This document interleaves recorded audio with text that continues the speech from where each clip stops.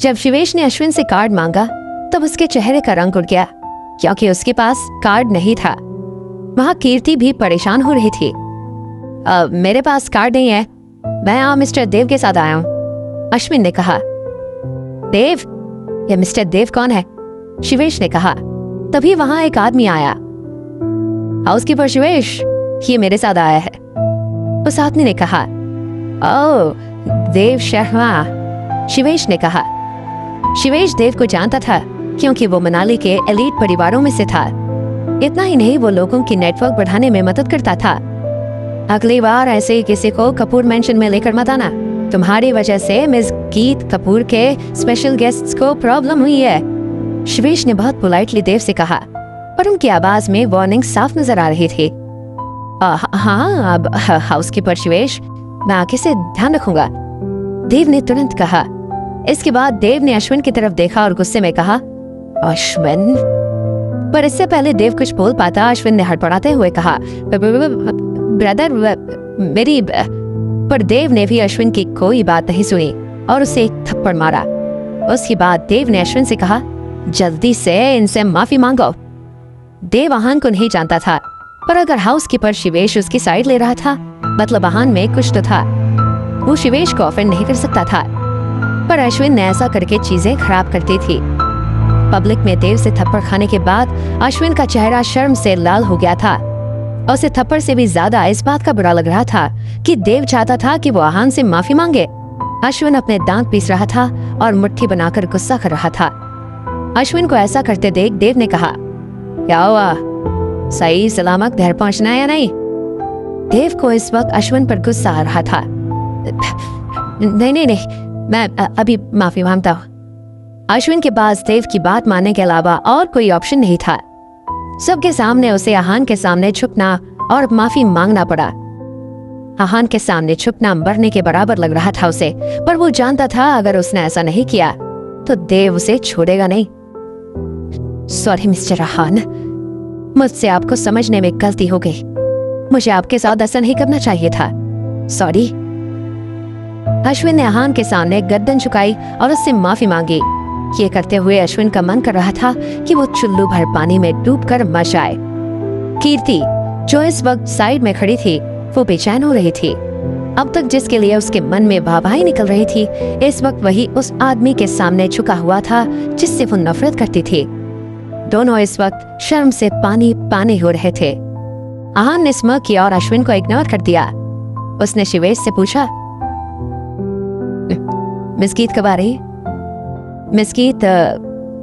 इससे पहले शिवेश कुछ बोल पाता, एक सुरीली आवाज ने किसी से कहा, आहान। यह आवाज गीत की थी। गीत ने काला इवनिंग गाउन पहना हुआ था और वो ग्रेसफुली चलते हुए आहान की तरफ आ रही थी। इस वक्त सबकी नजरें बस गीत पर थी। उसका ड्रेस, उसका मेकअप, उसका एक्सप्रेशन, उसकी बॉडी, सब कुछ परफेक्ट था। कोई चाहकर भी गीत पर से नजर नहीं हटा सकता था। जब गीत आहान के पास आ रही थी तब सबको जलन हो रही थी। सॉरी आहान, मेरी वजह से आपको इंतजार करना पड़ा, गीत ने स्माइल करते हुए कहा। हाँ, ज्यादा इंतजार भी नहीं किया मैंने, आहान ने कहा। इसके बाद उसने गीत को गिफ्ट निकाल कर दिया और उसे बर्थडे विश करते हुए गिफ्ट दे दिया।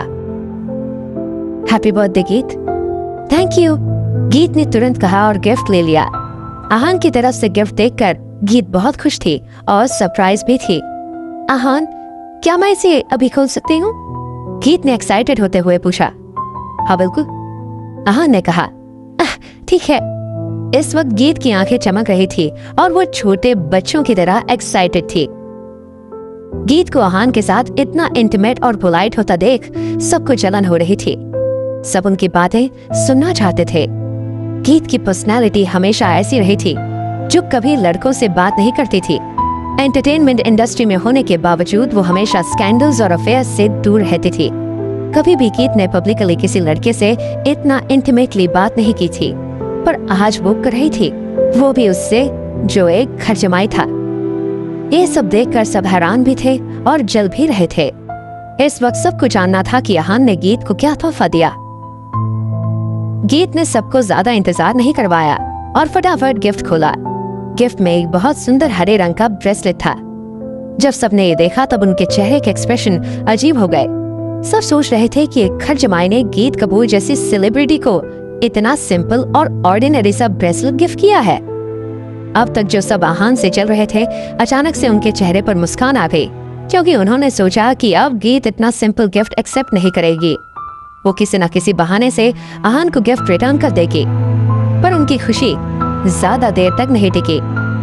गीत ने आहान से कहा, थैंक यू आहान, मुझे गिफ्ट बहुत अच्छा लगा। सबकी उम्मीदों पर पानी फिर गया था। गीत इतना कहने के बाद रुकी नहीं थी। उसने वो ब्रेसलेट खोला, बॉक्स से निकाला और अपना ओरिजिनल डायमंड का ब्रेसलेट उसमें डालकर आहान का गिफ्ट में दिया हुआ ब्रेसलेट अपने हाथों में पहन लिया। ये देखकर सबकी आंखें खुली की खुली रह गई। आहान भी थोड़ा सा सरप्राइज हो गया था, पर फिर उसने अपने आप को काम और नॉर्मल किया। आई एम ग्लैड कि आपको ये गिफ्ट अच्छा लगा। मैंने ये एंटिक स्टोर पर देखा था और मुझे लगा ये आप पर बहुत अच्छा लगेगा, इसलिए मैंने ये ले लिया। ये ज्यादा महंगा नहीं है। I hope you don't mind. Aahan ने स्माइल करते हुए कहा। ये सुनकर सारे गेस्ट्स एक दूसरे को देखने लगे और इशारों में बात करने लगे। इस वक्त सिर्फ चिराग था जो आहान को एडमायर कर रहा था। जब आहान ने वो गिफ्ट लिया था तब उसने कहा था कि गीत उसे एक्सेप्ट नहीं करेगी, पर अब गीत ने उसे एक्सेप्ट भी कर लिया था और अपने हाथ में पहन भी लिया था। जहाँ सबके चेहरे जलन और गुस्से से लाल पीले हो रहे थे, वहीं चिराग मुस्कुरा रहा था। कितने का इससे कोई फर्क नहीं पड़ता। ये मुझे तुमसे मिला है और मुझे बहुत पसंद भी है, गीत ने ब्लश करते हुए कहा। वहाँ जितने भी यंग एलीट्स मौजूद थे जो गीत को इम्प्रेस करना चाहते थे, वो सब इस वक्त अपने दांत पीस रहे थे। ये सब गीत के लिए लाखों के महंगे और खूबसूरत गिफ्ट्स लाए थे। यंग मास्टर वरुण, किसी ने गेस्ट में से बोला, और सबने उसके वेलकम के लिए एक पाथ बनाया। जैसे जैसे वो गीत के पास चल कर आ रहा था, वैसे वैसे सब उसे ग्रीट करने के लिए अपनी गर्दन झुका रहे थे। वरुण एक कम हाइट का छवि इंसान था। उसकी उम्र ज्यादा नहीं थी, पर अपने वजन की वजह से वो अपनी उम्र से ज्यादा बड़ा लग रहा था। जब वो चलकर आ रहा था तब उसे देखकर बहुत लोगों को हंसी आ रही थी, पर उन्होंने कंट्रोल किया। इस वक्त देव के चेहरे पर एक डेंजरस स्माइल थी। वो तुरंत आगे आया और वरुण को ग्रीट किया। हेलो यंग मास्टर वरुण, देव ने कहा। इसके बाद उसने उस आदमी के कान में झुककर कुछ कहा। What the hell? वरुण ने कहा। फिर वो गीत के पास आया और उससे कहा, हैप्पी बर्थडे ब्यूटीफुल लेडी। आज आप बहुत प्रिटी लग रही हैं। वरुण ने अपनी टूटी फूटी हिंदी में कहा। गीत ने हल्का सा फ्राउन किया। वो वरुण को डिसरिस्पेक्ट नहीं करना चाहती थी, पर उसकी नजरें उसे बहुत अनकंफर्टेबल कर रही थी। थैंक यू मिस्टर वरुण, गीत ने फोर्सफुली स्माइल करते हुए कहा। गीत को लगा कि इतना कहकर वो वहां से चला जाएगा, पर ऐसा नहीं हुआ।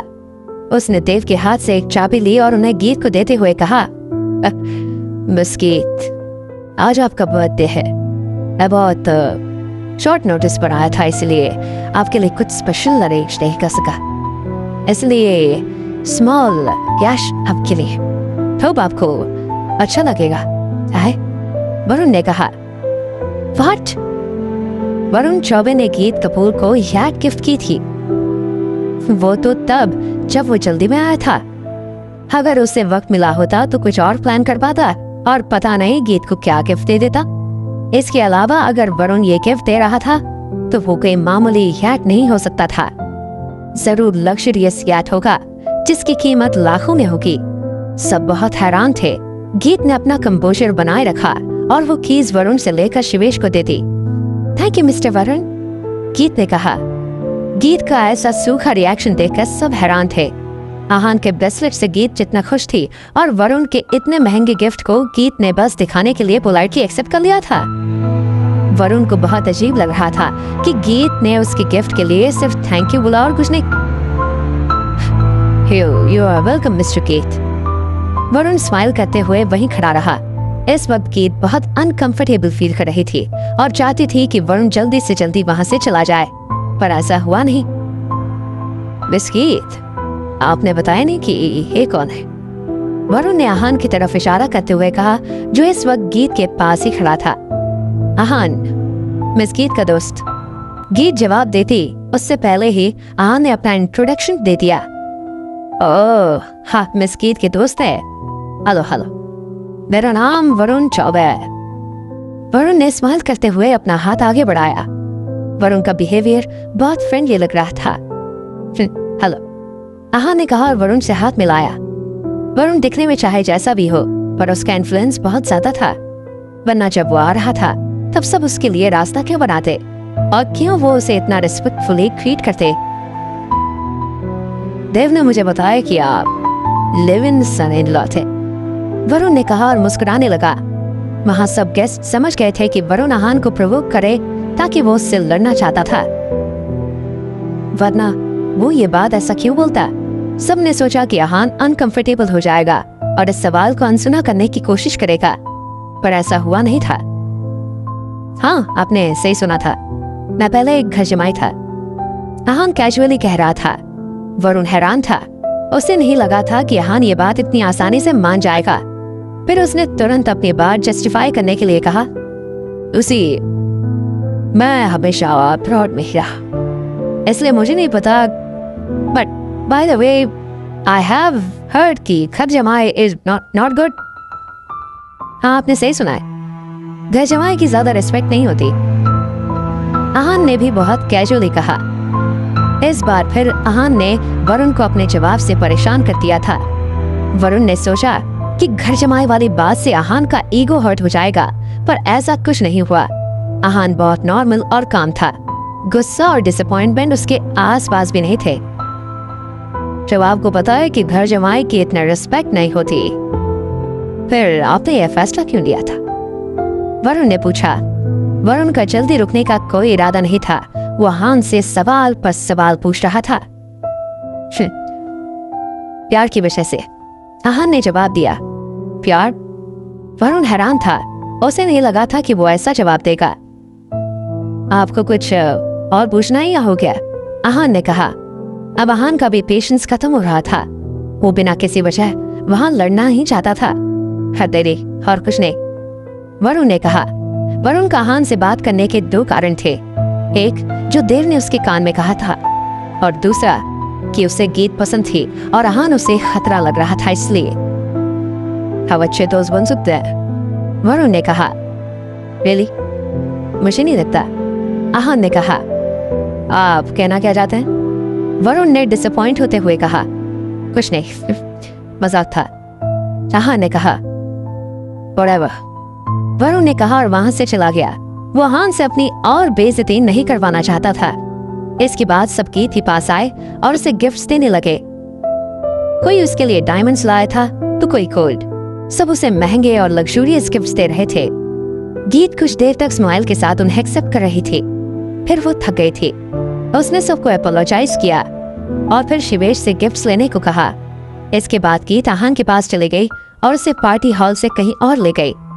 गीत आहान को कहाँ लेकर गई थी? पार्टी हॉल से निकलने के बाद आहान और गीत एक दूसरे रूम में आए।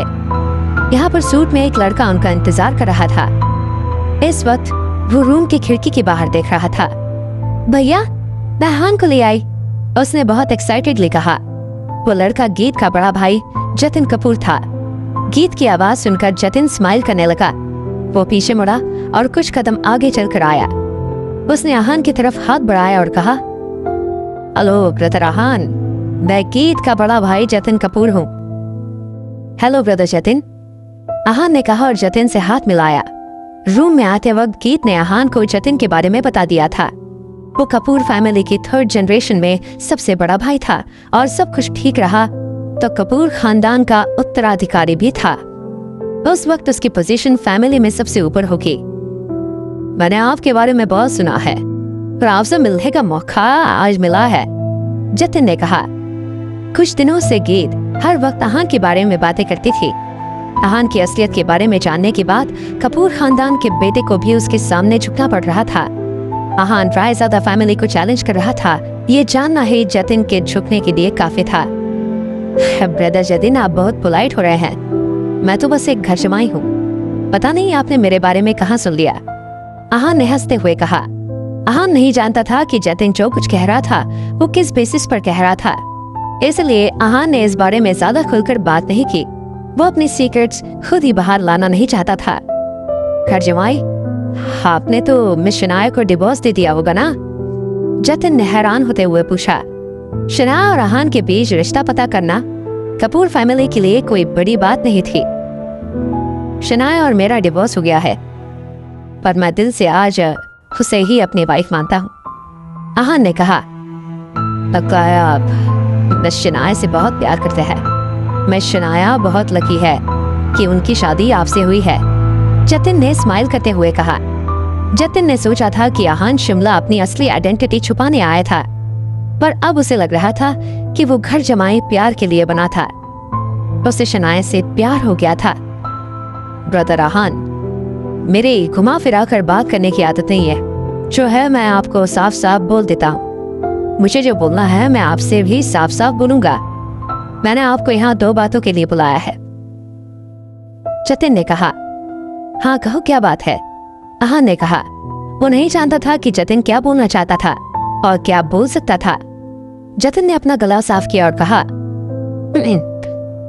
सबसे पहले उस दिन स्टेशन पर गीत की जान बचाने के लिए थैंक यू।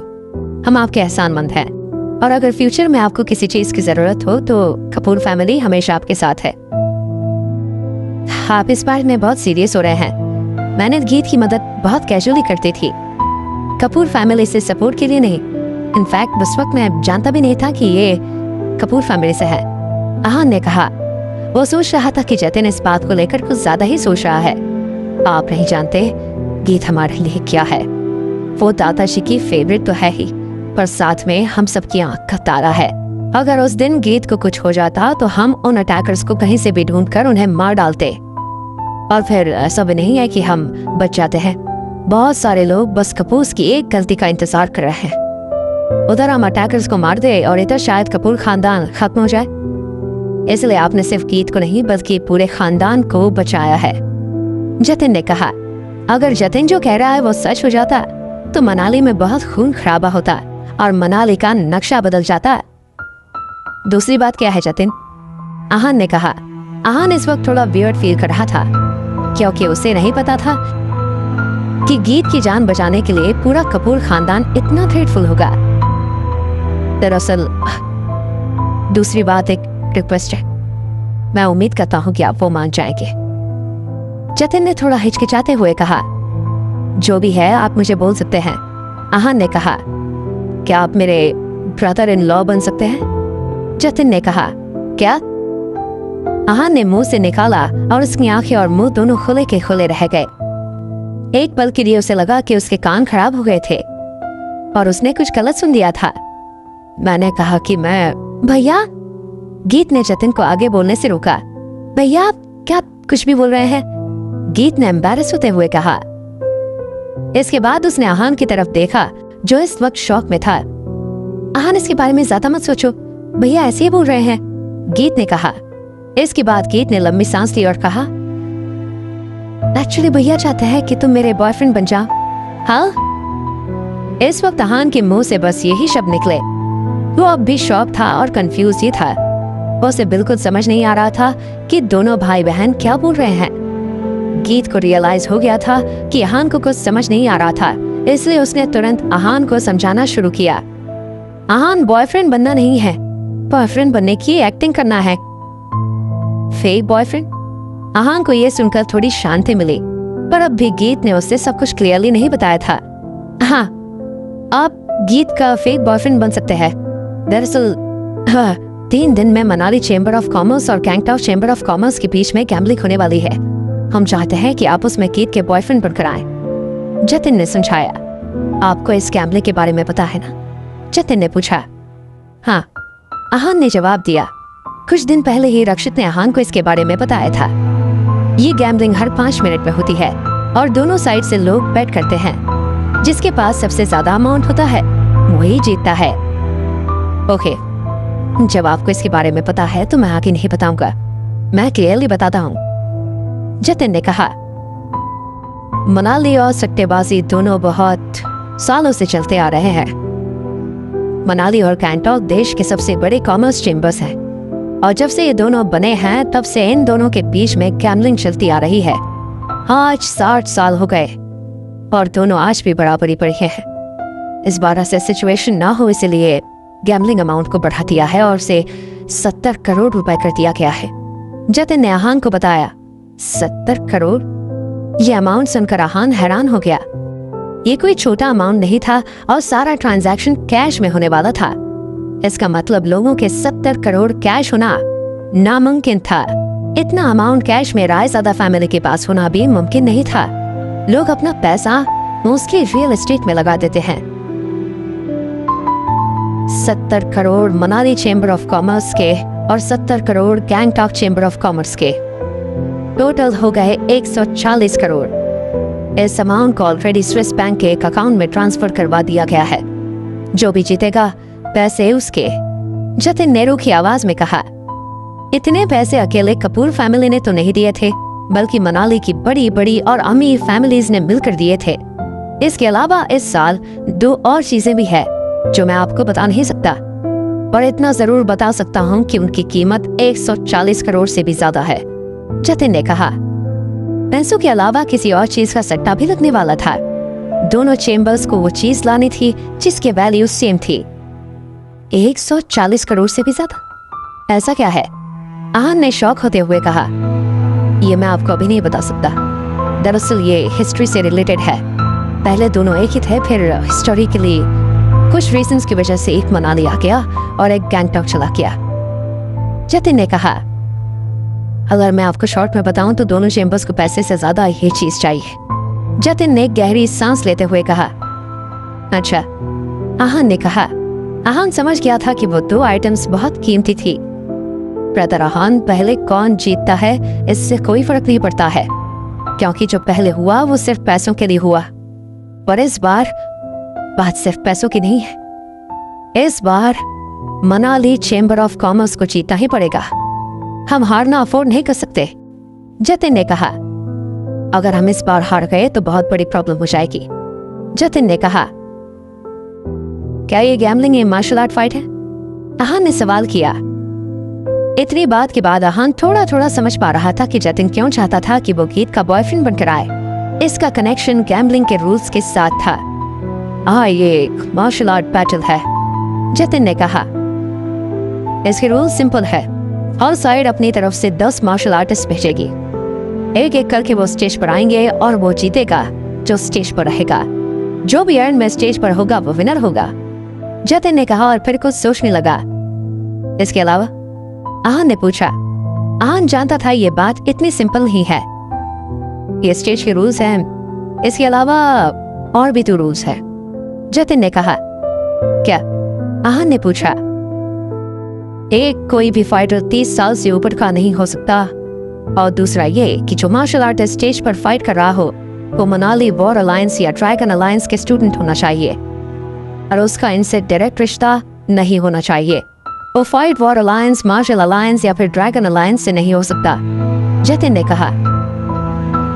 मुझे ऐसा क्यों लग रहा है कि ये दोनों rules Gangtok chamber of commerce ने बनाए? आहान ने पूछा। ये रूल्स सुनकर आहान को लग रहा था कि जैसे ये रूल्स बायस्ड हैं और गैंगटॉक चेंबर ऑफ कॉमर्स को सपोर्ट कर रहे हैं। इन रूल्स के हिसाब से कोई भी हाई लेवल का मार्शल आर्टिस्ट फाइट नहीं कर सकता था, क्योंकि मैक्सिमम एज ही 30 साल थी। इसके अलावा मनाली अलायंस बाहर से कोई भी फाइटर नहीं बुला सकता था। गैंगटॉक के पास अपने फाइटर थे, पर मनाली में कोई भी उनकी टक्कर का फाइटर नहीं था। ये सही है। ये सारे rules Gangtok chamber of commerce ने ही सेट किए हैं। हमने बहुत कोशिश की रूल्स को चेंज करने की, पर ऐसा हो नहीं पाया। वो अपनी बात पर अड़े रहे और जब हमने ज्यादा कहा तब उन्होंने कहा कि वो लोग उस चीज को डिस्ट्रॉय कर देंगे जो सट्टे में लगने वाली है। जतिन ने डिसअपॉइंटमेंट के साथ कहा। जतिन की बातों से साफ हो गया था कि वो जो भी चीज है पहले पूरी पर किसी वजह से बढ़ गई थी। अब दोनों चेंबर्स उस चीज को पाना चाहते थे जिसे उसकी सबसे ज्यादा जरूरत थी। वो मनाली चेंबर ऑफ कॉमर्स थी। आहान समझ गया था कि इस बार गैंगटॉक चेंबर ऑफ कॉमर्स के पास ज्यादा एडवांटेज है। गैंगटॉक चेंबर ऑफ कॉमर्स इस बार बहुत कॉन्फिडेंट है कि वो ही जीतेंगे, आहान ने मुंह बनाते हुए कहा। आहान समझ गया था कि इस बार उनमें बहुत ज्यादा कॉन्फिडेंस है। इंडीड, उन्हें ऐसा ही लगता है। कुछ गलत भी नहीं लगता, क्योंकि सब कुछ उनके फेवर में। जतिन ने कहा, मुझे जो इन्फॉर्मेशन मिली है उसके हिसाब से ये लोग पिछले 5 साल से इस गैम्बलिंग की तैयारी कर रहे हैं। जतिन ने कहा, गैंगटॉक चेंबर इस बार बेशर्मी पर उतर आया है। आहान ने कहा। आहान ने मन में सोचा कि वो फेयर कंपटीशन करना ही नहीं चाहते। कोई भी 30 साल से कम उम्र का मार्शल आर्टिस्ट ब्लेड टेक्निक से कैसे फाइट कर सकता है। बहुत अच्छा प्लान बनाया है उन्होंने इस बार जीतने का। आहान ने गर्दन हिलाते हुए कहा, हाँ, अब आप तो जब जानते हैं कि यही कारण था जिस वजह से मैंने आपको इनवाइट किया है और मैं करना चाहता था। जतिन ने कहा, गैंगटॉक चेंबर इस बार क्या करेगा इसकी ज्यादा इंफॉर्मेशन नहीं है मेरे पास, पर हाँ, मुझे इतना जरूर पता है कि वो प्लेट टेक्निक यूज करेंगे। उनका रुतबा वहां पर उतना ही है जितना यहाँ पर वॉर अलायंस का है। जतिन ने कहा, ब्रदर आहान, मैं जानता हूँ कि आपकी एज 26 की है और आप सारे क्राइटेरिया मीट करते हो। बस प्रॉब्लम एक ही है कि आप मर्चेंट गिल्ड के मेंबर नहीं है, पर वो मैं सॉल्व कर दूंगा। जतिन ने कहा। आहान को फाइट में इन्वॉल्व करने का फैसला जतिन का अकेले का नहीं था, बल्कि पूरी कपूर फैमिली का था। स्टेशन पर उसकी फाइट के बारे में सुनकर सब समझ गए थे कि आहान कम से कम स्टेज 2 का फाइटर तो पक्का है। आप फाइट करेंगे ब्रदर आहान? जतिन ने पूछा। क्या आहान फाइट के लिए मान जाएगा? ऐसी कौन सी चीज है जिसके लिए दोनों साइड कुछ भी कर सकती हैं? आहान को 3 दिन बाद होने वाली गैम्बलिंग के बारे में बताने के बाद जतिन और गीत उसके जवाब का इंतजार करने लगे। कपूर फैमिली भले कितनी ही पावरफुल हो, पर वो आहान को फाइट करने के लिए फोर्स नहीं कर सकते थे। लास्ट डिसीजन आहान का ही होने वाला था। आहान हाँ करे या ना करे, उन्हें उसका फैसला मानना ही पड़ेगा। गैम्बलिंग कब शुरू हो रही है? आहान ने स्माइल करते हुए कहा। आहान का सवाल सुनकर जतिन बहुत खुश हो गया था। वो जानता था कि अगर आहान ये सवाल कर रहा है तो इसका मतलब ये है कि वो फाइट करने के लिए तैयार है। 3 दिन बाद जतिन ने कहा, ठीक है, जब वक्त आएगा तो मैं स्टेज पर चला जाऊंगा। आहान ने कहा। पहले आहान को गैम्बलिंग की पूरी स्टोरी नहीं पता थी, इसलिए उसका फाइट करने का कोई इरादा नहीं था। पर अब जब वो गैम्बलिंग की इनसाइड स्टोरी जानता था, इसलिए फाइट करने के लिए तैयार था। वैसे भी कुछ दिन पहले ब्लैक निंजा और ब्लैक अटैकर्स ने उस पर हमला किया था। उसे अपना बदला भी तो लेना था। थैंक यू ब्रदर आहान, जतिन ने कहा। आहान के फाइट करने से जतिन या फिर कपूर फैमिली को कोई फायदा नहीं होने वाला था, बल्कि मनाली चेंबर ऑफ कॉमर्स को फायदा होने वाला था। ये बात आहान जानता था, फिर भी वो मान गया, इसलिए जतिन बहुत खुश था और सेटिस्फाइड था। ब्रदर आहान, अगर फाइट से पहले आपको किसी भी चीज की जरूरत हो तो आप मुझे बता सकते हैं, फिर चाहे वो कोई वेपन हो या फिर कोई पिल।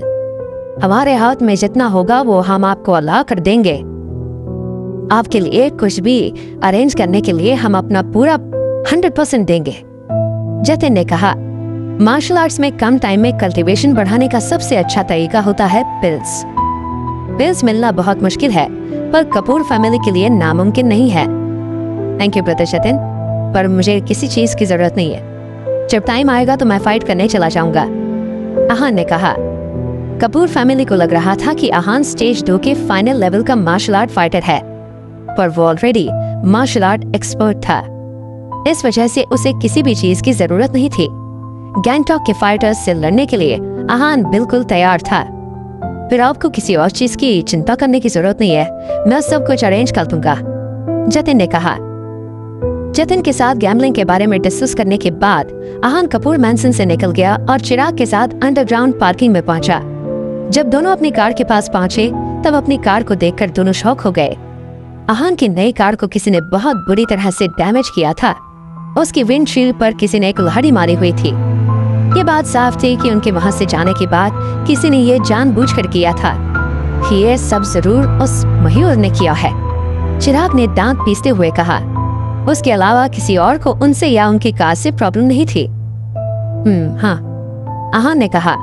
आहान को अंदाजा था कि मयूर बदला लेने के लिए कुछ तो करेगा, पर वो ये करेगा इसके बारे में आहान ने नहीं सोचा था। आहान, हम उसे ढूंढकर उसे करने के लिए पे करवाना चाहिए, चिराग ने गुस्से में कहा। मयूर से बदला लेने के बाद चिराग का कॉन्फिडेंस बढ़ गया था। पहले अगर मयूर उसकी टांगे भी तोड़ देता तो चिराग कुछ नहीं कहता, पर अब वो शांत रहने वाला नहीं था। हमें उसे ढूंढने की कोई जरूरत नहीं है, वो खुद आएगा हमारे पास, आहान ने कहा। आहान जानता था कि सिर्फ कार को नुकसान पहुंचाकर मयूर शांत होने वाला नहीं था। वो खुद आएगा? चिराग कंफ्यूज था। तुम्हें क्या लगता है कि सिर्फ कार तोड़ने से उसका बदला पूरा हो जाएगा? भूलो मत, हमें उसे बहुत थप्पड़ मारे हैं हमने। वो शांत रहने वाला नहीं है, आहान ने मुस्कुराते हुए कहा। अच्छा, चिराग ने कहा। मयूर एक बिगड़ा हुआ अमीर बाप की औलाद था। कार तोड़ना उसके लिए बहुत छोटी बात थी। उसने उन दोनों के लिए जरूर कुछ खतरनाक सोच रखा होगा। हाँ, फिलहाल चलो यहाँ से, आहान ने कहा। जब मयूर को अपने पैर पर कुल्हाड़ी मारनी ही थी तो आहान उसकी इच्छा पूरी करने के अलावा उसके लिए कुछ और नहीं कर सकता था। पहले चिराग ने सोचा कि आहान ऐसे ही बोल रहा था, पर जब वो कार पार्किंग से बाहर निकले तब उन्होंने एक काले रंग की गाड़ी देखी। इससे पहले वो कुछ समझ पाते, एक आदमी गन के साथ उतरा और उन दोनों से कहा, चुपचाप कार में बैठो। गन देखकर चिराग की आंखें तुरंत बड़ी हो गई। उसमें चाहे कितना भी कॉन्फिडेंस हो, पर इस वक्त उसके सामने एक बहुत खतरनाक वेपन था, गन। वो वहां से भागना चाहता था पर उसके पैर चमक गए थे। उसने डरते हुए आहान की तरफ देखा, जो इस वक्त बिल्कुल शांत था। ऐसा लग रहा था जैसे आहान के सामने कोई असली बंदूक नहीं बल्कि कोई खिलौना था। तुम्हें मयूर ने भेजा ना? आहान ने पूछा। गन आहान से कुछ इंच दूर ही थी, पर फिर भी उसे डर नहीं लग रहा था। तुमने सुना नहीं मैंने क्या कहा? चुपचाप कार में बैठो, उस आदमी ने फिर से कहा। उसकी आवाज में गुस्सा था। इतना कहने के बाद वो आदमी आहान के पास आया। इन सब से चिराग इतना डर गया कि उसकी टांगे कांपने लगी। चलो कार में बैठो, आहान ने बहुत कैजुअली चिराग से कहा। चलो, तुम में थोड़ी अक्ल तो है, गन वाले आदमी ने कहा और अपनी गन हटा ली। इसके बाद आहान और चिराग कार के पीछे वाली सीट पर बैठ गए। कार में पहले से एक ड्राइवर और 2 और लोग थे। उन 2 लोगों ने चेहरे पर मास्क लगाया हुआ था और उनके पास भी गन थी। ये सब देखकर चिराग के दिल की धड़कन बहुत बढ़ गई। इस वक्त वो 3 लोगों के बीच में था जिनके पास गन थी। उसकी बचने की सारी उम्मीदें लगभग खत्म हो चुकी थी। अब मैं तुम्हारे सवाल का जवाब देता हूँ, गन वाले आदमी ने कहा। हाँ, मुझे मयूर सर ने भेजा है, उसने आहान को घूरते हुए कहा। मुझे पता था, मैं तो बस कंफर्म करना चाहता था, आहान ने कहा और मुस्कुराने लगा। अब कंफर्म हो गया तो तुम क्या कर लोगे? उस आदमी ने कहा। जब मयूर ने उसे कॉल करके आहान को ले आने के लिए बोला था तब उसे लगा था कि आहान कोई टक्कर का आदमी होगा, पर जब वो चुपचाप कार में बैठ गया तब उसे लगा कि आहान कोई बहुत साधारण आदमी है। तुम्हें जल्दी पता चल जाएगा, आहान ने कहा। आहान अगर चाहता तो उस आदमी को कार के बाहर ही सबक सिखा सकता था, पर ऐसा करने का उसका कोई फायदा नहीं होने वाला था। मयूर दूसरे गुंडों को भेज देगा और ये सिलसिला ऐसा ही चलता रहेगा। इससे आहान की बहुत एनर्जी वेस्ट हो जाएगी। इसलिए आहान सीधा मयूर से डील करना चाहता था और इस मामले को एक बार के लिए खत्म करना चाहता था। आहान की बात सुनने के बाद उस आदमी ने गन को नीचे रखा और अपना फोन निकालकर मयूर को फोन किया। मयूर सर, हमने उसे पकड़ लिया है, आप बताओ उसे लेकर कहाँ आना है? मैं अभी उसे लेकर आता हूँ, उस आदमी ने प्राउडली कहा। वेरी गुड, तुम तो बहुत फास्ट हो, मयूर ने सिगरेट पीते हुए कहा। मैं इस वक्त गोल्डन रेजिडेंस में हूँ, तुम उसे लेकर वहां पर आ जाओ, मयूर ने कहा। ओके मयूर सर, गन वाले आदमी ने कहा और फोन रख दिया। भाई मयूर सर इन दोनों के साथ क्या करने वाले हैं? ड्राइवर ने पूछा। वो तो मयूर सर के मूड पर डिपेंड करता है, गन वाले आदमी ने कहा। चलो अंदाजा लगाते हैं, हम तो मयूर सर के साथ इतने साल हैं, कितनों को मरते देखा है, इसलिए इनके साथ क्या होगा इसका अंदाजा लगाते हैं, पीछे बैठे एक आदमी ने कहा। वो दोनों आहान और चिराग को डराना चाहते थे और उन्हें परेशान करना चाहते थे। अगर उनका मूड अच्छा हुआ तो इनके टुकड़े करके कुत्तों को खिला देंगे, और अगर उनका मूड खराब हुआ तो फिर वो इनकी फैमिली के साथ भी ऐसा ही करेंगे।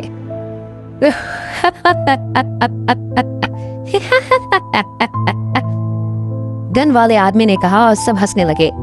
उसे देखकर कार में अहान और चिराग को छोड़कर बाकी सब भी हंस रहे थे। सब जानते थे कि मयूर ऐसा कर सकता है। वो बहुत अनरीजनेबल और पागल किस्म का आदमी था। ये सब बातें सुनकर चिराग को डर की जगह गुस्सा आने लगा। खुद को और अपने परिवार को बचाने का जोश उसकी आंखों में साफ नजर आ रहा था। अगर उसने अहान के साथ मिलकर उन आदमियों को फेस नहीं किया, फिर उनकी मौत होने से कोई नहीं बचा सकता था उन्हें। उसे अपनी और अपने परिवार की जान के लिए लड़ना ही था। चिराग ने उसी जोश के साथ अहान की तरफ देखा जो उसे देख रहा था। चिराग की आंखें देखकर अहान बहुत खुश था। चिराग की आंखों में उसका फैसला साफ नजर आ रहा था। चिराग को और पावरफुल बनाया जा सकता था। कोई भी जो चिराग को पहली बार देखेगा उसे यही लगेगा कि चिराग कोई फैसला नहीं ले सकता, पर इस बार इतने क्रूशियल टाइम पर चिराग ने सही फैसला ले लिया था। चिराग के लड़ने के फैसले से अहान को पता चल गया था कि वो डरपोक नहीं है, बस उसे थोड़ी मोटिवेशन की जरूरत है। जब वक्त आएगा तो वो अपने लिए और अपनों के लिए लड़ सकता है। तभी अचानक से अहान ने कुछ किया। उसके हाथ बिजली से भी तेज चले और उसने पीछे बैठे दोनों मास्क्ड आदमियों की गर्दन पर अपनी हथेली से अटैक करने के लिए तैयारी की। तो इससे पहले वो दोनों आदमी कुछ बोल पाते, अहान ने उन पर अटैक किया और उनके हाथ से गन नीचे गिर गई। इसके बाद अहान ने फिर से एक बार उनकी गर्दन पर चॉप अटैक किया और वो दोनों कुछ बड़बड़ाते हुए बेहोश हो गए। ये होना जितना कॉम्प्लिकेटेड लग रहा था, उतना ही आसानी से अहान ने कर दिया था। आगे बैठे हुए आदमी को एहसास हुआ कि कुछ गड़बड़ है, इसलिए वो अपनी गन निकालकर पीछे मुड़ा। पर जैसे ही पीछे मुड़ा, अहान ने उस मास्क्ड आदमी की भी गन उठा ली थी और आगे वाले आदमी के बहुत नजदीक बंदूक तान दी थी। अगर तुम हिले तो मैं ट्रिगर दबा दूंगा, अहान ने कहा। उस आदमी का शरीर तन गया था। उसे कुछ समझ नहीं आ रहा था। उसे अहान के ऑरा से ही पता चल गया था कि अगर उसने कुछ भी किया तो अहान जो बोल रहा था वो वही करेगा। अहान? ये सब देखकर चिराग हैरान था। 5 सेकंड से कम वक्त में अहान ने 2 लोगों को बेहोश कर दिया था और अब एक के सामने बंदूक तान रहा था। सिचुएशन बिल्कुल बदल रही थी और बदल गई थी। जब तक जिसके हाथ में सारा पावर था वो अहान के सामने डर कर बैठा था। चिराग को समझ नहीं आ रहा था कि अहान हवा से भी तेज कैसे हो सकता है। ड्राइवर को ये सब मिरर में नजर आ रहा था। वो कोई बहुत बड़ा फाइटर नहीं था, इसलिए उसका डरना नॉर्मल था। ये सब कुछ देखकर उसके हाथ कांपने लगे और कार का बैलेंस खराब हो गया। इस मौके का फायदा उठाकर आगे बैठे हुए आदमी ने अपना मूव किया। वो इतना सिंपल नहीं था कि अपनी मौत का इंतजार करे। वो हर मौके का फायदा उठाना चाहता था। उसे लग रहा था कि अचानक से अहान पर हमला करके वो खुद को बचा सकता है। उसने गन की जगह चाकू निकाला और अहान की गर्दन की तरफ अटैक करने की कोशिश की, पर अहान ने उसका हाथ रोका और उसकी कलाई मोड़ दी। इस वक्त जो आवाज आई और वो चीख कलाई टूटने की चीख थी। तुमसे मैंने कहा था ना कि कोई होशियारी मत करना, पर तुमने मेरी बात नहीं मानी, अहान ने कहा। उस आदमी को समझ नहीं आ रहा था कि वो क्या करे। उसकी कलाई में बहुत दर्द हो रहा था और वो बहुत तेज चिल्ला रहा था। उसने अहान को बहुत ही डरते हुए देखा। वो आदमी कोई मामूली आदमी नहीं था। वो असैसिनेशन एक्सपर्ट था, पर अहान ने उसे ऐसे ही कुछ पल में इंजर कर दिया था। तुम कौन हो? उस आदमी ने पूछा। वो जानता था कि अहान कार में घुसने से पहले ही उससे डील कर सकता था, पर उसने ऐसा नहीं किया क्योंकि वो मयूर तक पहुंचना चाहता था। इतना स्मार्ट तो वो भी था। मैं कौन हूँ? अहान ने कहा, मैं वो हूँ जिसे तूने ऑफेंड करके गलती कर दी है, अहान ने सार्कास्टिकली मुस्कुराते हुए कहा। वो आदमी इसके आगे कुछ नहीं बोल पाया। अगर अहान ये बात पहले बोलता तो शायद वो आदमी जोर से हंसने लगता, पर अब सिचुएशन बदल गई थी। वो अहान के पावर्स को देख चुका था। मयूर के पिता भले ही रियल एस्टेट किंग थे, पर वो भी अहान से डील नहीं कर सकते थे। अब अहान उस आदमी के साथ क्या करेगा? वो आदमी बहुत डरा हुआ था। वो लंबी गहरी सांसें ले रहा था और अहान को देख रहा था। उसकी आंखों में साफ नजर आ रहा था कि वो अहान से माफी मांगना चाहता था। उसे इस हालत में देखकर अहान ने कहा, चिंता मत करो, मैं तुम्हें नहीं मारूंगा। एटलीस्ट अभी तुम्हें मारूंगा, पर अगर तुमने मेरी बात नहीं मानी तो फिर शायद मैं अपना मन बदल लूं। अहान जानता था कि वो आदमी उसे कुछ नहीं करेगा, क्योंकि जरूर मयूर ने उसे ऑर्डर दिया होगा कि वो उसे और चिराग को जिंदा लेकर पहुंचे। मयूर अपना बदला खुद लेना चाहता था, इसलिए आहान जानता था कि वो चाहे कुछ भी कर ले, वो आदमी आहान और चिराग को कोई नुकसान नहीं पहुंचाएगा। नहीं नहीं, अब मैं आपकी सारी बात मानूंगा, उस आदमी ने हड़बड़ाते हुए कहा। आहान की ये बात सुनकर उसने चैन की सांस ली। वो जानता था कि आहान उससे झूठ नहीं बोलेगा। अगर उसने कह दिया कि वो उसे नहीं मारेगा, मतलब नहीं मारेगा। अगर आहान को उसे मारना ही होता तो उसे सिर्फ ट्रिगर दबाने की देरी थी। वो बातों में इतना वक्त बर्बाद नहीं करता। आहान की वजह से ड्राइवर बहुत डरा हुआ था। ये देखकर आहान ने ड्राइवर की तरफ देखा और कहा, चिंता मत करो, मैं तुम्हें भी कुछ नहीं करूंगा। बस जहां मयूर ने हमें बुलाया है वहां लेकर चलो। हाँ हाँ, यस ठीक है, ड्राइवर ने कहा और अपने माथे का पसीना पोंछा। इसके बाद आहान आंखें बंद करके रिलैक्स होकर सीट के सहारे लेकर बैठ गया। आहान ने सब कुछ हैंडल कर लिया था, पर चिराग अभी भी घबराया हुआ था, क्योंकि आगे बैठे आदमी के पास अब भी उसकी गन थी। आहान ये जानते हुए भी रिलैक्स हो गया था। चिंता मत करो, वो गन नहीं चलाएगा, आहान ने कहा। चिराग के बिना कुछ कहे ही वो समझ गया था कि चिराग क्या सोच रहा है। आहान जानता था कि वो आदमी समझदार है, इसलिए वो ट्रिगर नहीं दबाएगा। ओके, मैं तुम्हारी बात मान लेता हूँ, चिराग ने कहा, पर अभी भी वो घबराया हुआ था। उसने उस आदमी की तरफ देखा और फिर आहान की तरफ देखा। अगर आहान ने कह दिया था कि वो गन नहीं चलाएगा, इसका मतलब उसे आहान पर भरोसा करना ही था। उस आदमी ने ट्रिगर दबाना तो दूर, गन हाथ में लेने के बारे में भी नहीं सोचा था। और अब आहान की बात सुन लेने के बाद उसकी बची कुची हिम्मत भी खत्म हो गई थी। इसके बाद वो गोल्डन रेजिडेंस पहुंचे। गोल्डन रेजिडेंस एक बहुत ही छोटी पर बहुत पॉश हाउसिंग सोसाइटी थी। मयूर यहीं पर रहता था। यहाँ के घर बहुत महंगे थे, पर मयूर को यहाँ पर घर बहुत सस्ते में मिला था। इसका कारण सिर्फ ये था कि मोहन वर्मा की रियल एस्टेट में बहुत चलती थी। इस वक्त गोल्डन रेजिडेंस के विला 7 में मयूर स्मोक कर रहा था। उसने कुछ सोचा और फिर विनायक को कॉल किया। इस वक्त विनायक, अनिका और विनायक के 2 दोस्त साथ में ही थे। विनायक, आग का काम हो गया? मयूर ने पूछा। हाँ मयूर भाई, हो गया, विनायक ने कहा। इस वक्त वो लोग हॉस्पिटल से बाहर निकल रहे थे। गुड, अब एक काम करो, जल्दी से गोल्डन रेजिडेंसी आ जाओ। मैं यहीं पर हूँ और वो लड़का भी यहीं आ रहा है, मयूर ने कहा। वो लड़का मिल गया? विनायक ने पूछा। हाँ, तुम्हारे कजिन ने उसे ढूंढ लिया, मयूर ने कहा। ठीक है, मैं अभी वहां आता हूँ, विनायक ने कहा। इसके बाद विनायक ने फोन रख दिया। चलो, आज अपना सारा गुस्सा निकालने के लिए हमारे पास 2 लोग हैं, विनायक ने कहा।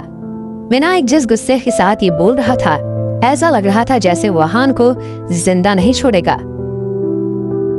ये तुम्हारा कजिन कुछ ज्यादा ही पावरफुल नहीं है? उसने उस लड़के को ढूंढ भी लिया, विनायक के भाई ने कहा। हाँ, वो एक प्रोफेशनल है, ऐसे मामूली लोगों को ढूंढना उसके लिए बाएं हाथ का काम है, विनायक ने कहा। अंडरग्राउंड पार्किंग से निकलने के बाद मयूर ने सबसे पहले कुछ लोगों को आहान को मारने के लिए कॉल किया, पर उन्होंने आहान की पावर देखते हुए इस मामले से इन्वॉल्व होने से मना कर दिया। तब विनायक ने अपने कजिन ऋषि को कॉल किया। ऋषि एक प्रोफेशनल किलर था और इस वक्त मनाली में ही था। उसे भरोसा था कि ऋषि आहान से लड़ने तो नहीं डरेगा, और ऐसा ही हुआ। विनायक की बात करने के बाद ऋषि 1 घंटे के अंदर कपूर मैंशन पहुंचा और आहान को किडनैप करने का पूरा प्लान बना दिया। वो चारों गोल्डन रेजिडेंस के लिए निकले। इस वक्त विनायक अपने रूम की बालकनी में बैठा था और वाइन पी रहा था। उसकी नजर लगातार मेन गेट पर थी। गेट के सामने एक कार रुकी। वो चारों उस कार में से बाहर निकले। तुम लोग आ गए, मयूर ने एक्साइटमेंट के साथ कहा। यस मयूर भाई, विनायक ने कहा। ठीक है, आओ आओ बैठते हैं, वो भी उन दोनों लड़कों को लेकर आता ही होगा, मयूर ने कहा। इसके बाद सब लोग सोफे पर बैठ गए। अनिका बहुत इंटीमेटली मयूर की बाहों में जाकर बैठी। उसे मयूर की बॉडी से किसी लड़की के परफ्यूम की खुशबू आ रही थी, पर उसने कुछ नहीं कहा, बल्कि उससे पूछा, मयूर बेबी, तुम्हारी इंजरीज कैसी है? हाँ, थोड़ी ठीक है, बाकी जब मैं उस लड़की को मारूंगा तभी मुझे आराम मिलेगा, मयूर ने कहा। अब मयूर भाई, ऋषि ने क्या कहा था? वो लोग यहाँ कितनी देर में आ रहे हैं? विनायक ने पूछा। विनायक को बहुत अजीब लग रहा था, क्योंकि कपूर मैंशन गोल्डन रेजिडेंस से ज्यादा दूर नहीं था।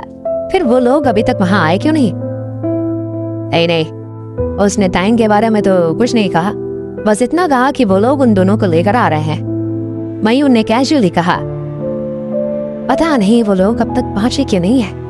कपूर मैंसन से तो दूर नहीं है ये, और ऋषि भाई का ड्राइवर भी कार स्पीड में ही चलाता है। विनायक ने कंसर्न दिखाते हुए कहा, अरे तुम चिल करो, आते ही होंगे, इतने उतावले क्यों हो रहे हो? मयूर ने कहा, ऋषि के साथ 2 किलर्स और 3 गन्स थी। अगर इसके बाद भी वो आहान और चिराग को हैंडल नहीं कर पाए तो फिर किसी के बस का कुछ नहीं था। हमें तो ये सोचना चाहिए कि हम उन दोनों से डील कैसे करेंगे, विनायक ने कहा। मयूर ने विनायक और बाकी सबको वहां इसलिए बुलाया था ताकि वो सब मिलकर आहान और चिराग से बदला ले सके। वो जानता था कि वो आहान को अकेले नहीं हैंडल कर पाएंगे। पहले तो उनके हम टांगे तोड़ेंगे और फिर उन्हें जमीन पर लिटवाकर हमसे माफी मंगवाएंगे। वो जब हमारे सामने किरकिराएंगे तब हम उन्हें माफ करने के बारे में सोचेंगे। विनायक जब ये बात बोल रहा था तभी उसकी आंखों में गुस्सा और नफरत था।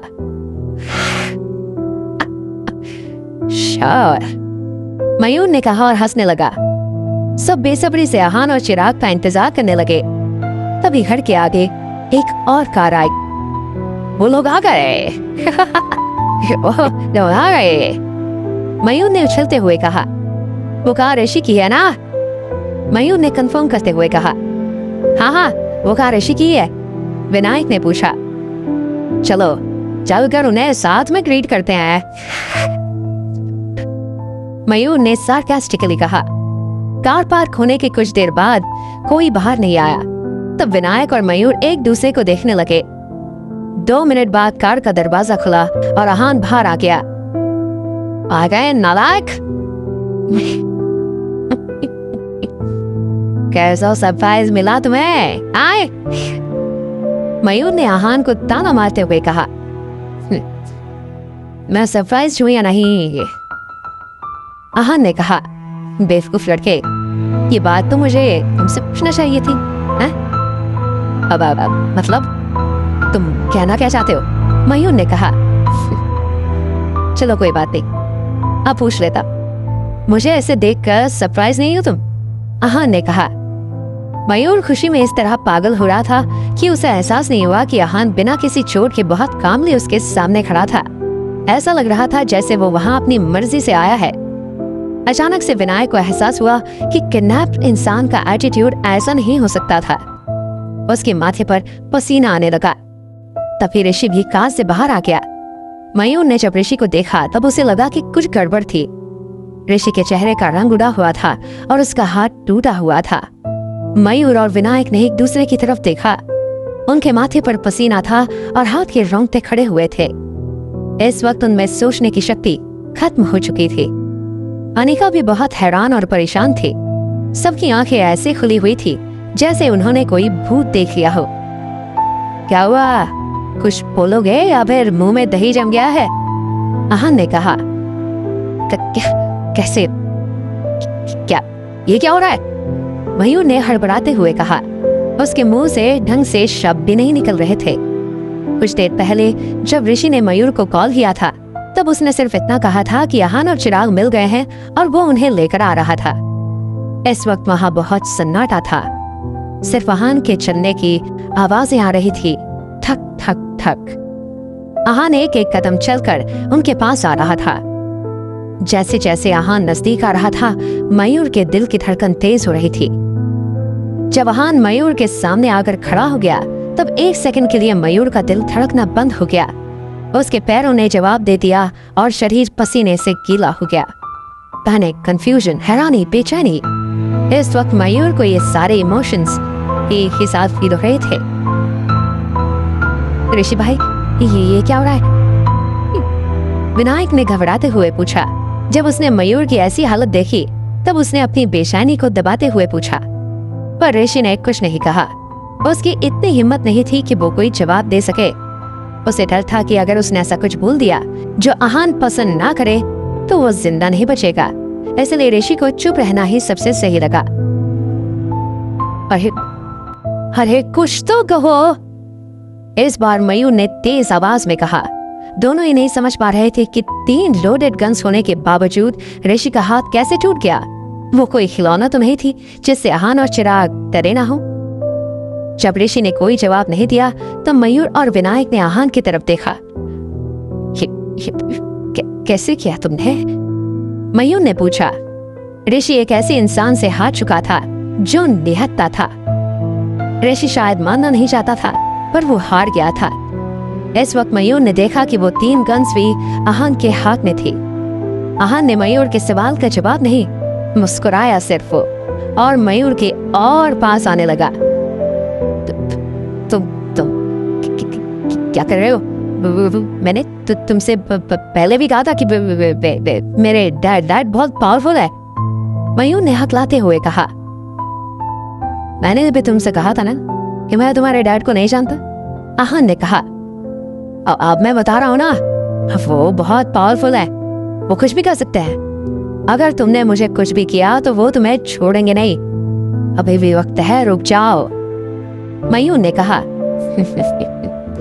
अच्छा, ऐसी बात है। आहान ने सरकास्टिकली कहा। मोहन वर्मा भले ही कितना बड़ा आदमी क्यों न हो, पर आहान को उससे कोई फर्क नहीं पड़ता था। ऐसा नहीं था कि आहान ने किसी बड़े आदमी से पहले डील नहीं किया था। जब मयूर को एहसास हुआ कि आहान को इस सब से कोई फर्क नहीं पड़ रहा था, तब उसने कहा, ब्रदर, हम बैठकर भी तो बात कर सकते हैं। हमारे बीच की मिसअंडरस्टैंडिंग को हम सॉल्व कर सकते हैं। बात इतनी भी बड़ी नहीं है। मयूर समझ गया था कि आहान की ताकत उसकी सोच की भी बड़ी थी। उसे समझ आ गया कि आहान मार्शल आर्टिस्ट था। इस वक्त बचने का सबसे अच्छा तरीका उससे हाथ मिलाना था। तो सही बोल रहे हो, बात अभी इतनी बड़ी नहीं है, आहान ने कहा। दरअसल उसने पहले नहीं सोचा था कि वो मयूर के साथ क्या करेगा। इसलिए नहीं क्योंकि वो मोहन से डर रहा था, बल्कि इसलिए क्योंकि मयूर ने उसे कुछ खास ऑफर नहीं किया था।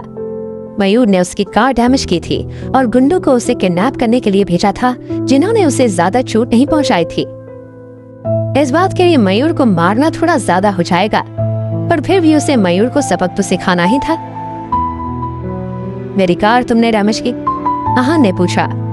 हाँ, वो मयूर बोलते बोलते चुप हो गया। वो अपने इस फैसले पर अब बहुत पछता रहा था। उसे लग रहा था कि उसने अपने गुस्से की वजह से अपने लिए प्रॉब्लम क्रिएट कर ली थी। उसने पहले आहान की पार्किंग ली, फिर उसने चिराग को थप्पड़ मारा, और जब आहान और चिराग ने उसे वापस थप्पड़ मारा, तब उसने आहान की कार तोड़ती थी। इतना ही नहीं, बदला लेने के लिए उसने ऋषि को उसे किडनैप करने के लिए भेज दिया था। इन सब का अंजाम अब यही था कि वो आहान के सामने घबरा रहा था। Brother, sorry, I am so sorry. मुझसे बहुत बड़ी गलती हो गई। मुझे आपके साथ ऐसा नहीं करना चाहिए था। मुझे आपको नीचा दिखाने के बारे में भी नहीं सोचना चाहिए था। मुझे प्लीज माफ कर दो, मयूर ने कहा और अपने आप को थप्पड़ मारने लगा। ये देखकर अनिका और विनायक बहुत हैरान हो गए। वो दोनों मयूर को बहुत अच्छे से जानते थे। मयूर हमेशा बहुत अकड़ में रहता था और किसी से डरता नहीं था, पर आज वो आहान के सामने गिड़गिड़ा कर माफी मांग रहा था। बस, मैं यहाँ तुम्हारे नाटक देखने नहीं आया, ठीक है? अपने नाटक बंद करो, आहान ने कहा। आहान की बात सुनकर मयूर तुरंत चुप हो गया। ब्रदर, अब मयूर अपनी बात पूरी ही नहीं कर पा रहा था। अब तक मयूर को लग रहा था कि आहान उसे वहां मारने आया था, पर अब मयूर समझ गया था कि आहान का मकसद कुछ और था। तुमने मेरी वो कार बिना मतलब तो डैमेज नहीं की थी ना? आहान ने कहा। ब्रदर, मैं अभी किसी को बोलकर आपकी कार नहीं मंगवा देता हूँ कोई, मयूर ने कहा। और आप मेरी ये लैम्बोर्गिनी भी रख सकते हैं, मेरी माफी के तौर पर, मयूर ने कहा और रिस्पेक्टफुली टेबल से चाबी उठाकर आहान की तरफ दे दी। आहान हल्का सा मुस्कुराया और उसने कहा, चिराग, क्या बात है आहान? चिराग ने हड़बड़ाते हुए कहा। चिराग इस वक्त ये सब देखने में इतना खोया हुआ था कि उसने अब तक एक शब्द भी नहीं बोला था। ये लैम्बोर्गिनी तुम रख लो, आहान ने कहा। एक तरह से चिराग के लिए गिफ्ट था। अब तक उसका साथ देने के लिए और कॉम्पेंसेशन भी था मयूर से थप्पड़ खाने के लिए। यह लैम्बोर्गिनी लेटेस्ट और टॉप मॉडल थी। इसमें सारे एडवांस फीचर्स थे और सारे मॉडिफिकेशंस भी भरे हुए थे, रिच और रॉयल भी थे। आहान की बात सुनकर चिराग हैरान हो गया। आहान, मैं ये कैसे? ये बहुत महंगी और कीमती है, मैं इसे नहीं ले सकता। चिराग ने खुद को संभालते हुए कहा। उसने सपने में भी नहीं सोचा था कि वो एक दिन लग्जरी कार्स के लायक बन पाएगा। ठीक है, अगर तुम नहीं लोगे तो मैं इसका वही हाल करूंगा जो मयूर ने मेरी कार का किया था, आहान ने कैजुअली कहा। यह सुनकर मयूर की आंखें बड़ी हो गई। वो करोड़ों की कार को बर्बाद करने की बात कर रहा था। अगर उसे ये कार नहीं चाहिए थी तो वो इसे बेच भी सकता था। इसे तोड़ दोगे? मयूर ने धीरे से कहा। यह सुनकर आहान मयूर की तरफ देखकर मुस्कुराने लगा। यह सुनकर चिराग को झटका लगा, पर वो जल्द ही संभल भी गया। वो जानता था कि अगर उसने ये काम नहीं ली तो आहान सच में उसे तोड़ देगा और उसे कोई फर्क भी नहीं पड़ेगा। आहान, मैं ये कार ले लूंगा, आज से ये मेरी है, चिराग ने तुरंत कहा और मयूर के हाथ से चाबी ले ली। आहान को चिराग को इतनी महंगी कार ऐसे ही देते देख सबकी आंखें खुली की खुली रह गई। अब सबको जलन भी हो रही थी। उनकी नजर में आहान और चिराग बस मामूली दोस्त थे, फिर भी आहान ने इतना कैजुअली वो कार उसे दे दी थी जो मयूर ने उसे दी थी। कार का मैटर तो सॉल्व हो गया, आहान ने कहा। आहान ने जैसे ही ये बात कही, मयूर ने चैन की सांस ली, पर जैसे ही वो चैन की सांस लेने वाला था, इतने में आहान ने फिर से कहा, अब बात करते हैं इन किडनैपर्स की जिन्हें तुमने भेजा है। मयूर का मुंह बिल्कुल बंद हो गया। वो रोने की कगार पर ही था। उसे लगा था कि इतनी लग्जरी कार के बाद आहान उसे माफ कर देगा और वहाँ से चला जाएगा, पर आहान के हिसाब से सिर्फ कार का मैटर पूरा हुआ था और किडनैपिंग का अभी बाकी था। ब्रदर, आपके पास रहने के लिए अच्छी जगह है? मयूर ने फटाफट कहा। आहान ने अपनी आईब्रोज ऊपर करते हुए पूछा। आपको मेरा ये विला कैसा लगा? मयूर ने पूछा। इस वक्त मयूर आहान को शांत करने के लिए अपना विला ही ऑफर कर सकता था। मयूर की बात सुनकर आहान को बहुत अजीब लगा। वो तो मयूर को बस इतना समझाना चाहता था कि आज के बाद वो उसे परेशान न करे, पर मयूर ने इस बात का कुछ और ही मतलब निकाल लिया था। बुरा नहीं है, आहान ने कहा। ये विला रॉयल विला सोसाइटी के विला 1 से भी बहुत कम लग्जूरियस था, पर फिर भी बाकियों से बहुत अच्छा था, क्योंकि वो एक पॉश सोसाइटी थी।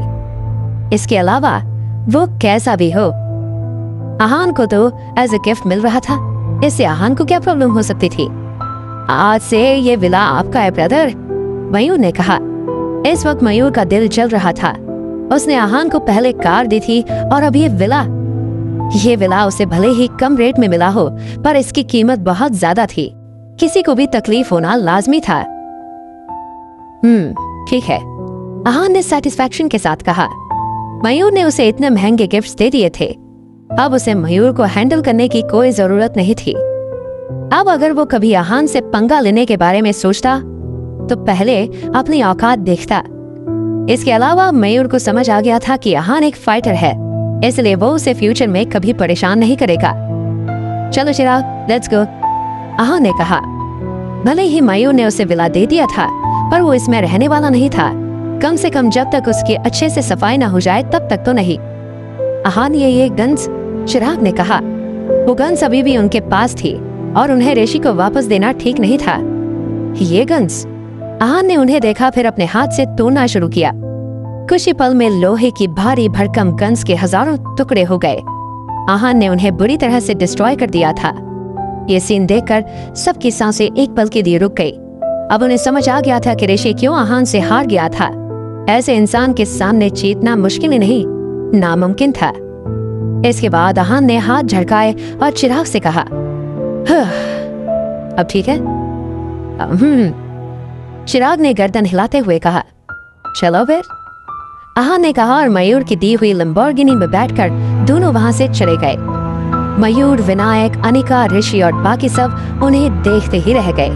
सबके शरीर पसीने से तरबतर हो गए थे और उनके जाने के बाद ही वो लोग खुलकर सांस ले पाए थे। सब हैरान और परेशान थे। ऋषि भाई, ये सब कैसे हुआ? कार में क्या हुआ था? मयूर ने पूछा। मयूर ने ऋषि पर भरोसा किया था, पर वो उसे आहान से बदला लेने में मदद नहीं कर पाया था। फिर भी मयूर ऋषि से गुस्सा नहीं था। पहला कारण था क्योंकि ऋषि एक प्रोफेशनल फाइटर था और दूसरा कारण ये था कि आहान इनह्यूमन था। उससे लड़ना सहज बात नहीं थी। कार में ऋषि ने एक एक करके मयूर को सब कुछ बताया। जैसे जैसे ऋषि उसे सब कुछ बता रहा था, उसे ऐसा लग रहा था जैसे वो सब उसके साथ फिर से हो रहा था। ऋषि की बात सुनकर मयूर के विला में बहुत शांति थी। पिन के गिरने तक की आवाज साफ सुनाई दे सकती थी। मयूर भाई, हमें मोहन अंकल को ये सब बता देना चाहिए। जब कोई कुछ बोलने की हालत में नहीं था, तब फाइनली विनायक ने खुद को संभालते हुए कहा, डैड से मैं खुद बात कर लूंगा, इस बारे में ज्यादा बात नहीं करते हैं आप। मयूर ने कहा। इस वक्त मयूर अच्छे से जानता था कि आहान मार्शल आर्टिस्ट था और उसका लेवल भी बहुत हाई था। मयूर का चेहरा ये सोचकर ही लाल हो गया था कि मार्शल आर्टिस्ट को इतनी बुरी तरह ऑफेंड किया था उसने, पर अब रिग्रेट करने का कोई फायदा नहीं था। इस वक्त ये सब मोहन को बताना ज्यादा जरूरी था। एक मार्शल आर्टिस्ट को ऑफेंड करना इतनी बड़ी बात नहीं थी, जितनी बड़ी बात ये थी कि उस मार्शल आर्टिस्ट के बारे में वो कुछ जानता ही नहीं था। कुछ देर बाद सब वहां से चले गए और मयूर विला में अकेला था। उसने अपना फोन निकाला और मोहन को कॉल किया। डैड। मोहन की कॉल उठाते ही मयूर ने उसे एक एक बार डिटेल के साथ बताना शुरू किया। कॉल के स्टार्टिंग से ही मोहन ने कुछ नहीं बोला, बस वो मयूर की बात सुन रहा था। लास्ट में मोहन ने बस 2 शब्द बोले, समझ गया डैड, अभी मुझसे मिलने आओ। मोहन ने मयूर की बात काटते हुए कहा। उसने आगे मयूर की कोई बात नहीं सुनी और फोन रख दिया। आधे घंटे बाद मयूर मनाली के दूसरे पॉश एरिया में पहुंचा। इस एरिया में घर बहुत नॉर्मल थे, पर सिक्योरिटी बहुत टाइट थी। हर कदम में सिक्योरिटी गार्ड्स थे। ये मोहन का बेस एरिया था। जैसे भी मोहन से मिलना होता था, वो यहीं आता था। मयूर भले ही मोहन का बेटा था, पर फिर भी उसे सारे सिक्योरिटी पोस्ट पर चेकिंग करवानी पड़ी थी। डैड, मयूर ने बहुत कामली और रिस्पेक्टफुली कहा। बाहर वालों के लिए मयूर हमेशा एटीट्यूड में रहता था, पर अपने डैड के सामने वो गाय की तरह बनकर रह जाता था। बैठो, मोहन ने कहा। मयूर बिना कुछ बोले तुरंत सोफे पर बैठ गया। टेबल पर जो डॉक्यूमेंट्स हैं अच्छे से पढ़ो, मोहन ने कहा। ओके डैड, मयूर ने कहा। इसके बाद उसने डॉक्यूमेंट्स उठाए और उन्हें एक एक करके ध्यान से पढ़ने लगा। ये सारे इन्फॉर्मेशन आहान के बारे में थी, जो मोहन ने आधे घंटे में मयूर से बात होने के बाद निकलवाई थी। जब मयूर ने उसे पढ़ना शुरू किया, तब उसकी आंखें बड़ी हो गई। उसके पहले पेज पर यह लिखा हुआ था कि आहान एक घर जमाई था। घर जमाई? मयूर ने शौक के साथ कहा। उसने कभी नहीं सोचा था कि एक आदमी जो इतना कुछ कर सकता था, वो एक घर जमाई होगा, और घर जमाई भी ऐसा जो शिमला में बहुत फेमस था। और वो फेमस अच्छे सेंस में नहीं, बल्कि बुरे सेंस में था। सबके हिसाब से आहान नालायक, फटीचर और यूजलेस था। इसके बाद उसने आगे पढ़ना शुरू किया, जिसमें उसने रोहित और गीत के बारे में पढ़ा। रोहित की फैमिली ने उसके साथ इतना कुछ हो जाने के बाद भी कुछ नहीं किया था, बल्कि रोहित को ही 15 दिन के हाउस अरेस्ट में डाल दिया था। मयूर जानता था कि चैंस की रेपुटेशन भी कोई कम नहीं थी। वो भी वर्मास के बराबरी के ही थे। अगर उन्होंने आहान के अगेंस्ट कोई कदम नहीं उठाया है, मतलब आहान में कुछ तो बात है, जो अभी ज्यादा लोग नहीं जानते थे। इतना सब कुछ पढ़ने के बाद मयूर से रहा नहीं गया और उसने मोहन से पूछा, ऐसा हो सकता है कि आहान की घर जमाई वाले आइडेंटिटी झूठ हो? अये उसकी आइडेंटिटी सच है, मोहन ने कहा। सच में? मयूर ने कहा। आगे पढ़ो, मोहन ने कहा। ओके। इतना बोलकर मयूर आगे पढ़ने लगा। आगे गीत के बारे में लिखा हुआ था। गीत आहान की अच्छी दोस्त थी और वो उसकी बहुत रिस्पेक्ट भी करती थी। इसके बाद मयूर ने पढ़ा कि कपूर मैंशन में क्या हुआ था, कैसे आहान ने गीत को एक ऑर्डिनरी ब्रेस्टेड दिया था, जो गीत को बहुत पसंद भी आया था। ये पढ़कर मयूर को बहुत जलन हुई। हर लड़के की तरह मयूर का दिल भी गीत के लिए धड़कता था। उसमें एक अच्छी लाइफ पार्टनर होने के सारे गुण थे, और इसके अलावा वो एक बहुत अच्छी रेपुटेड फैमिली से आती थी। तुम्हें पता है, कुछ देर पहले न्यूज और आई, मोहन ने कहा। एक न्यूज और? वो क्या डैड? मयूर ने कहा। आहान अब गीत कपूर का बॉयफ्रेंड है, मयूर ने कहा। ये क्या? मयूर बिल्कुल हैरान हो गया। ऐसा कैसे हो सकता है? कपूर फैमिली एक घर जमाई रह चुके लड़के को गीत का बॉयफ्रेंड कैसे बना दे सकती है? मयूर ने कहा, भले ही आहान का डिवोर्स हो गया था, पर गीत का बॉयफ्रेंड वो कैसे हो सकता था? एक तो वो घर जमाई था और दूसरा वो डिवोर्सी था। स्टूपिड। मम्मी अभी तक समझ नहीं आया। उस लड़के की आइडेंटिटी सिर्फ घर जमाई की नहीं बल्कि उससे बहुत ज्यादा है। मोहन ने कहा। मैं समझा नहीं। मयूर ने कहा, इतनी ऑर्डिनरी आइडेंटिटी वाले लड़के को गीत कपूर जैसी लड़की भला क्यों पसंद करेगी? विजय जैन के बेटे को मारने के बाद कोई कैसे बच सकता है? तुम्हारे भेजे 3 प्रोफेशनल किलर को कुछ सेकंड में कोई कैसे हरा सकता है?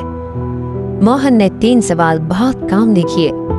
इतने सवाल सुनने के बाद मयूर का चेहरा सफेद पड़ गया था। इसका मतलब सिर्फ यही हो सकता है कि वो एक मार्शल आर्टिस्ट है। मयूर ने कहा, सिर्फ एक फाइटर? दुनिया में बहुत सारे मार्शल आर्टिस्ट हैं।